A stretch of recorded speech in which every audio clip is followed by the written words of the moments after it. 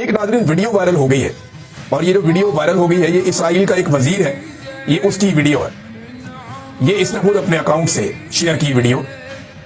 اور یہ جو وزیر ہے اس کا نام ہے بن گویر.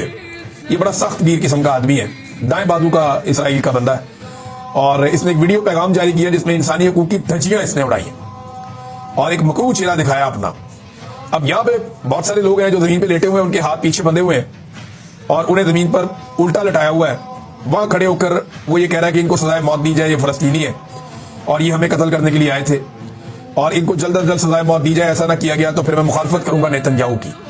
اور ایک تفصیلی ویڈیو پیغام بھی جاری کیا جس میں کہا کہ اسرائیل کی جانب سے حماس کے رہنماؤں کو ہلاک کرنے کے بعد تنظیم نے غمال بنائے گئے اسرائیلیوں کو تشدد کا نشانہ بنایا. اسرائیلی وزیر بن گویر نے فلسطینی قیدیوں پر سخت پابندیوں اور جیلوں میں خوف کی فضا پیدا کرنے کو اپنی کامیابی قرار دیتے ہوئے کہا کہ میں جیلوں میں انقلاب پر فخر کرتا ہوں. اب وہ تفریحی کیمپ نہیں بلکہ خوف کی جگہ بن چکی ہے. وہاں قیدیوں کے چہروں پر مسکراہٹیں مٹا دی گئی ہیں. یعنی وہ یہ کہہ رہے کہ بہت سخت پالیسیاں رکھی گئی ہیں، جیلوں کو ہم نے عذاب بنا کے رکھ دیا قیدیوں کے لیے.